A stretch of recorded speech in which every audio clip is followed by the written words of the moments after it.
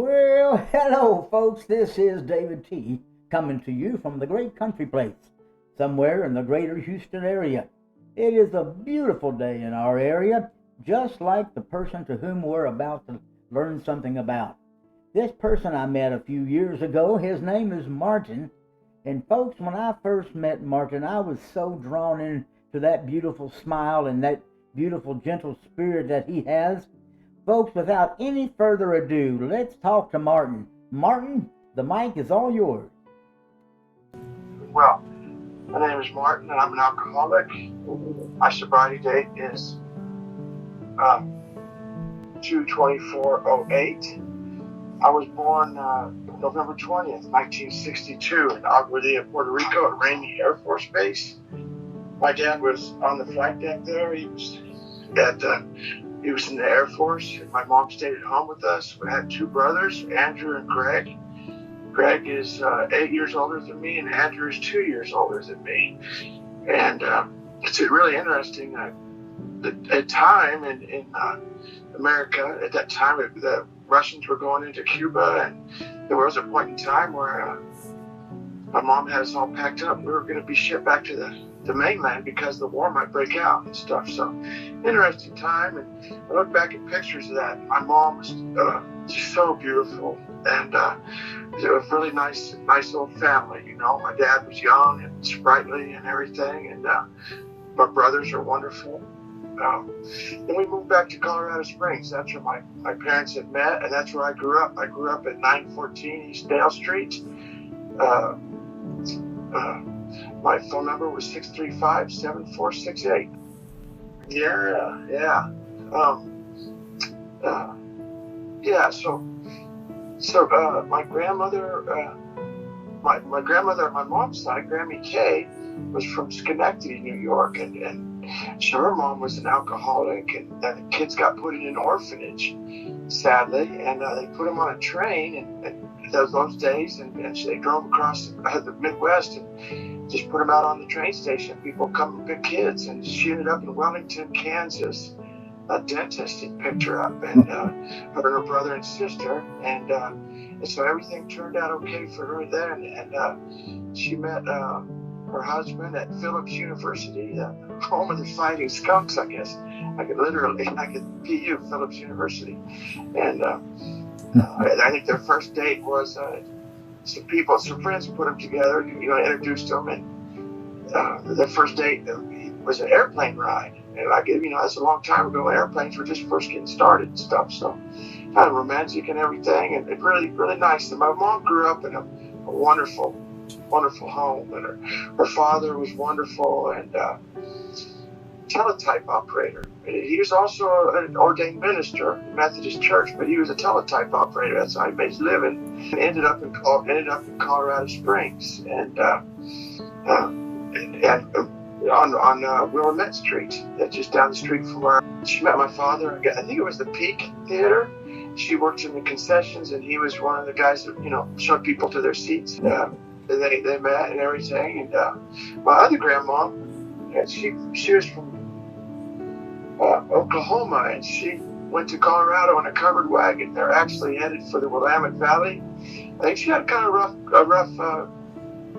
growing up, in the sense that they lived in a sod house, which is basically a dirt house, and but they were a little covered wagon. They're headed for the Willamette Valley, and this is tough times, for a lot of people in America, and they got turned around in the mountains and ended up in Monte Vista, and that's where she met my grandfather. My grandfather was born in Colorado, but it spent some time. He was actually down here in Alvin. When I went to college in Texas, and we'd talk about it when I go home, on vacation times, and he would talk about the big hurricane that hit Galveston, because he was down here during that time period. He was born in 1900, and my grandma was born in 1902. And I assume Grammy K's that same time frame. And I had just sharing this with you because that's my family, part of the stuff. And when we were young, we'd go over to Grammy Metcalf's house, and Grammy K would always go with us. And her husband had passed away. My mom's dad had passed away. So Grammy K, she was there with us all the time. And we'd go over there and then talk about the old days and talk about family and all that kind of stuff. And it's just part of my childhood. It's a very good childhood, a very wonderful, very stable. My dad worked at the Air Force Academy as an electrical maintenance guy, and I don't think he ever liked his job. Didn't want to go, but did it anyway. And there was always that kind of tension in the house, from him and that. And he went back to college and then wasn't able to use his degree for that.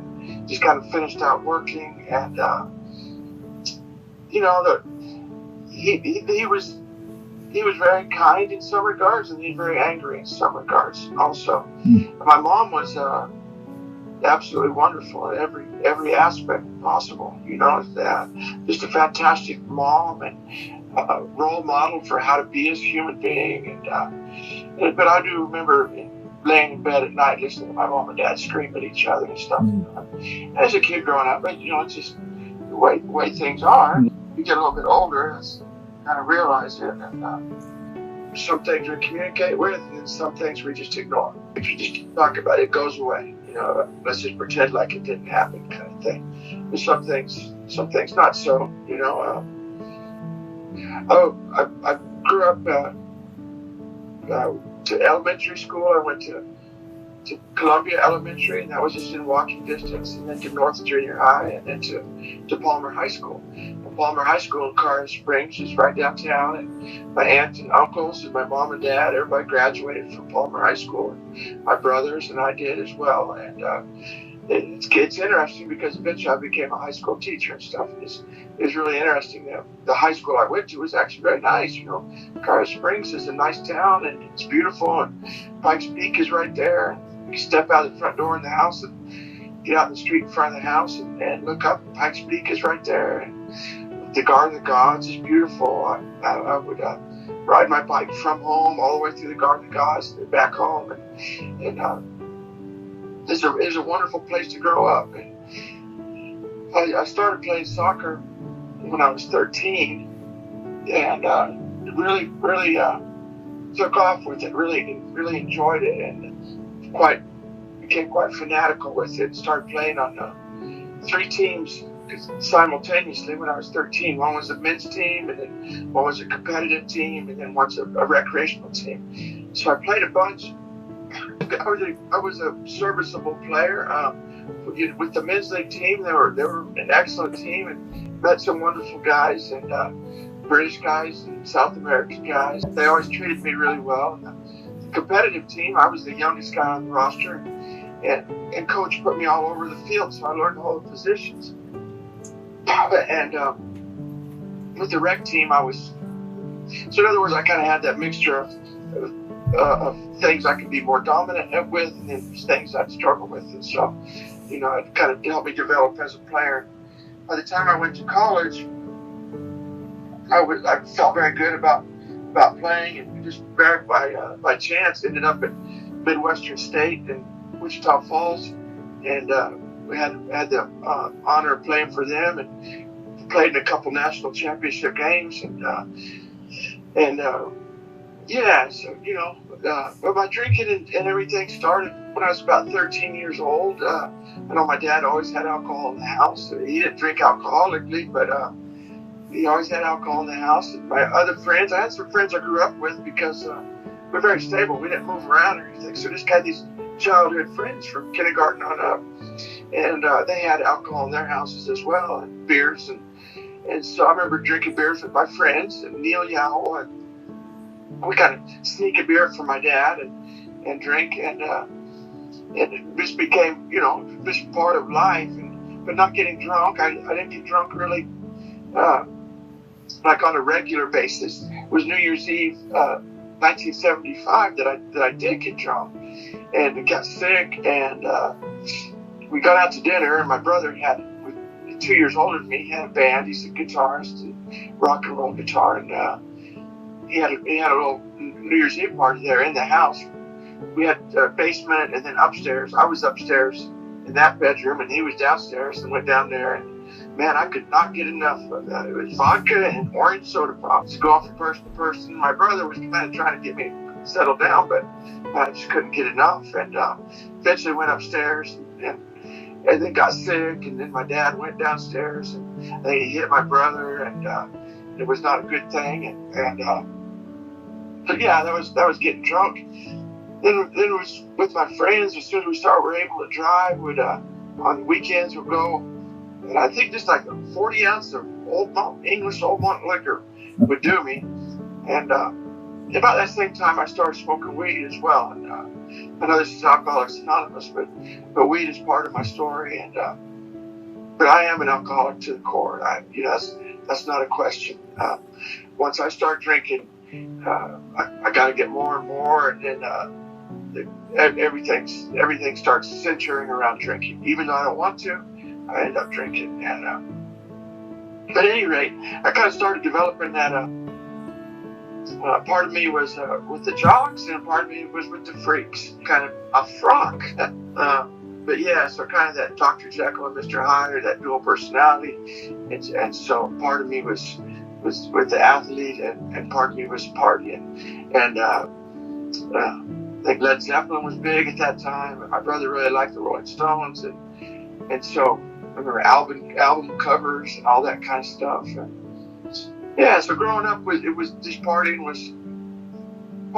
and if you're gonna smoke weed, that you better get your work done as well, and to make sure my grades were okay. And actually, I got an academic scholarship to college, and that got me at in-state tuition.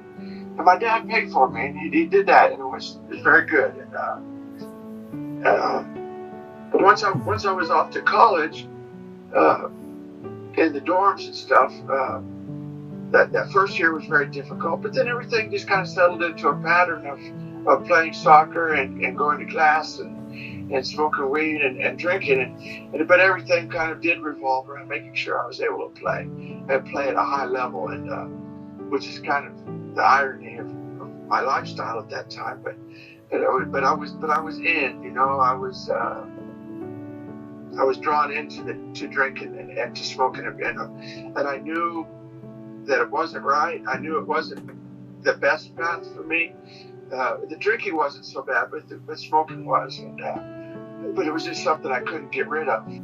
But it was just part of it.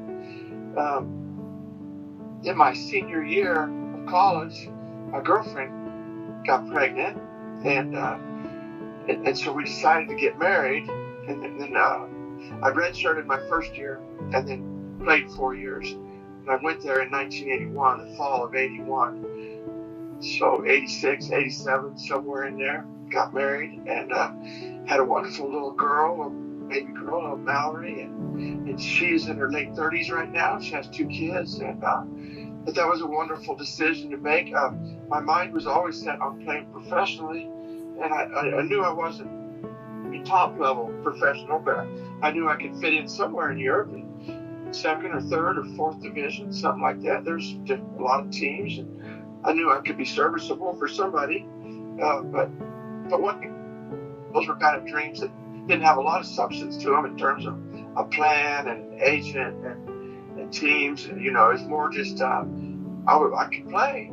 You put me on the field and I could play, but I didn't have a lot of the other things that were required to be a professional. And so God had other plans for me. God had other plans. Once I started teaching and coaching, it was when my drinking kind of took off, because I was able to have a paycheck, and it was more. It started to become quite an ugly part of our marriage as well. Being blacked out and people slapping me, and it wasn't a pleasurable thing, but AA would talk about the boiling of a frog, and that's kind of how the relationship went. And it didn't start off drinking too heavy, and then just over the years, it just became a part of it, and to a point where she didn't, I didn't want to either. And my daughter, I guess I was picking my daughter up from school, and she was, Daddy, I wish you quit drinking, and so we went and talked to the preacher man. A really good fella, and he directed me to AA. At a point in time that AA would definitely do it. And one of my dad's friends growing up, he was better chance out of AA, not doing so good. And so I knew about AA growing up, but man, when you drinking and stuff, AA just doesn't come to mind. It just didn't. I tried to stop on my own or things like that, but not necessarily. But I knew, and really I'd go to meetings, I'd get high and go to meetings, and I wasn't drinking though. I knew I wasn't sober, but I wasn't drinking either, and that was a significant thing. Going to AA and doing what you're told will be long-term sobriety, but short-term sobriety, short-term just not drinking, AA was very good place for me at that time. Continued drinking and working, and I wanted to play and not coach. I didn't teach very well at all. I wasn't doing much. I just kind of going by, and my drinking was taken on a different measure, but nothing. It didn't increase too much, but it was always something that was troublesome to me, and drinking and driving, and I was still playing quite a lot. I was playing in some men's leagues, and spent 2 years down in Palestine, and that's when my drinking really did take off, and then we moved back to Wichita Falls. That's where she grew up, and that's where we met, and that's where I went to college. She went to college, and moved back to Wichita Falls, and drinking continued. I was coaching and teaching at Burke Burnett High School, and for about 15 years I was there. And the drinking continued, and she'd be angry with me, and then I'd go back into AA for a little bit, and I'd be back to drinking again. And I never did pick up a sponsor, and I never did work the steps, and therefore I never felt like I had a slip. I don't know if you can slip. Yeah, it wasn't a slip, so. But get the heat off a little bit and feel a little bit better, but definitely not feeling good about myself. And so for me, that's what alcoholism did for me over a long period of time, was slowly erode any self-esteem that I had, and self-confidence, and a lot of my self-image was revolved around playing soccer, and so as time went on, those things kind of started to fall apart. I really didn't like myself, and it was very much in that pattern of drinking and waking up the next day and not going to drink that day, and then be drinking again that day. And I look back now, like must have been from her point of view, to see me come home all lit up, maybe it's me, maybe he's not going to drink today, or maybe, and I think more than anything, she said this, she just immersed herself in raising the girls. We had another daughter, about, 6 years after our first daughter, we had another little girl, and so she immersed herself in raising the kids, and we lived a block away from my wife's parents, and so she was with her family, and that was a good thing to do, because my kids got to grow up around her parents, and it was a wonderful thing, and it was a good time, so it was a good life, and teaching was okay for me. I still hadn't committed myself to being a quality teacher, and my coaching was okay, and but still, my self-esteem and my drive was not revolving around those things. It was more about what I could have been, I guess, or whatever, of dissatisfaction with my life. And there's that delusional thing of, man, just quit drinking for a couple of weeks, and man, I'd be off and going, and everything would be okay. And but that's just not true. That's just not true. I tried to sober up by going to church and immersed myself in that, and studied the Bible, and was in prayer groups, and attended church regularly, and I really enjoyed all of that. We're at the Methodist church with my wife's parents, and they're always really good to me.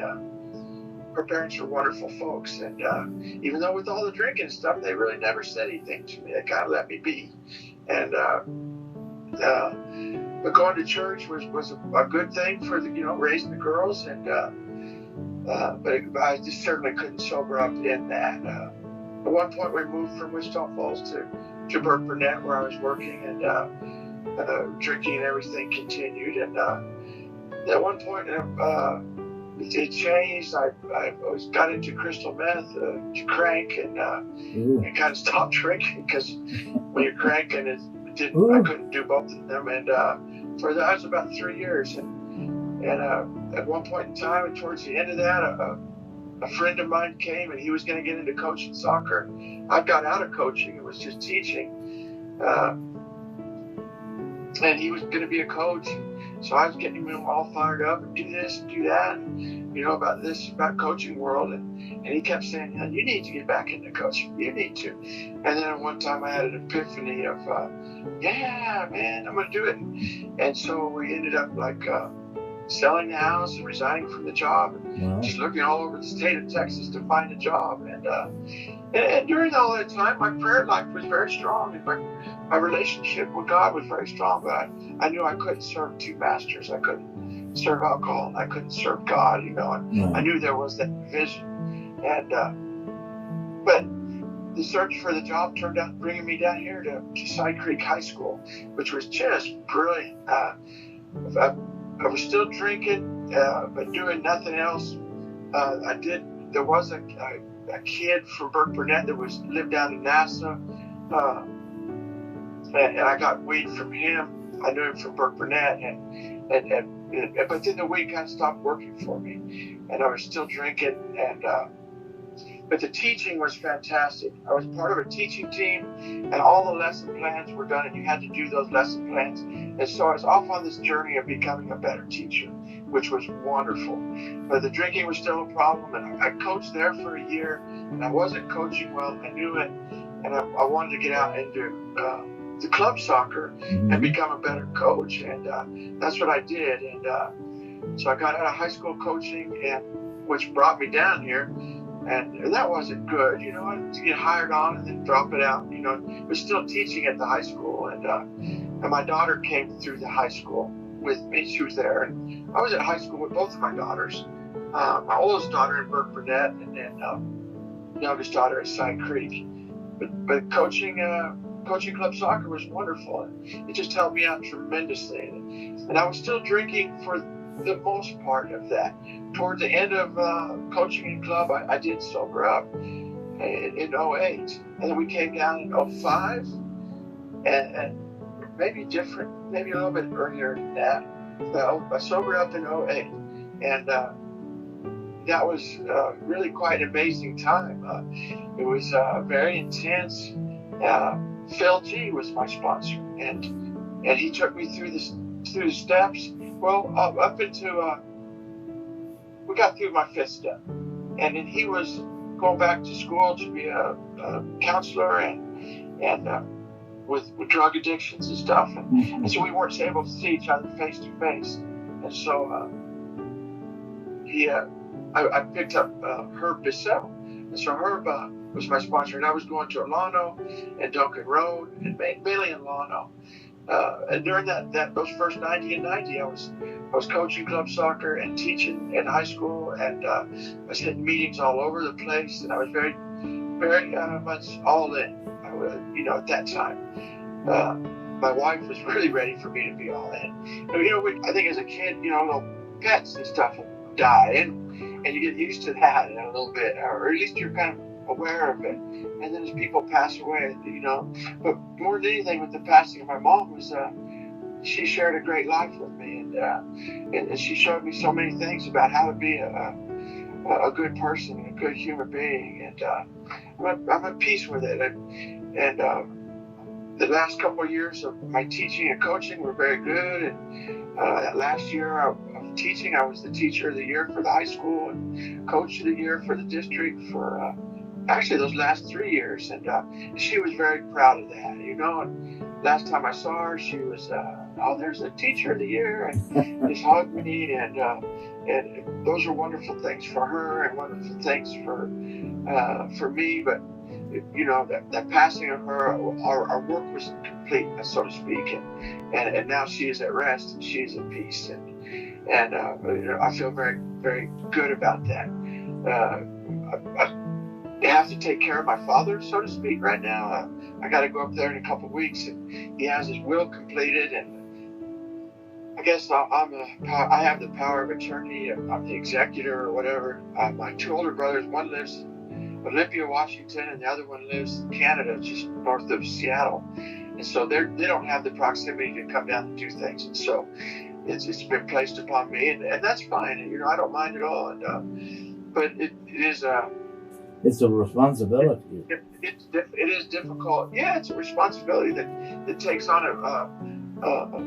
a strange charge when perhaps he's not able to live in the house anymore. He has to be placed in a facility, and it's not something that he wants. It's something that's medically needed, and so in other words, the future holds perhaps things that are uncomfortable, and so no need for me to get caught up in that. But there is a need for me to have an awareness of what's I'm legally responsible for, what's binding, and because you can't leave a senior alone, I don't think, if they could harm themselves, and I don't know all that stuff, and so I gotta learn those things. But this is Alcoholics Anonymous for me now. This is stuff I talked with my sponsor about. Being a good son and a good husband. I don't know how to be a good husband oftentimes. I'm kind and I'm considerate and those things, but what it's more, I don't know. And so Alcoholics Anonymous gives me good examples. I get to see the other guys and how they're living their lives, and ask questions to the right people. And I've kind of learned in Alcoholics Anonymous not to shop for answers. Because you ask questions of certain people, and you kind of predict what the answer is going to be.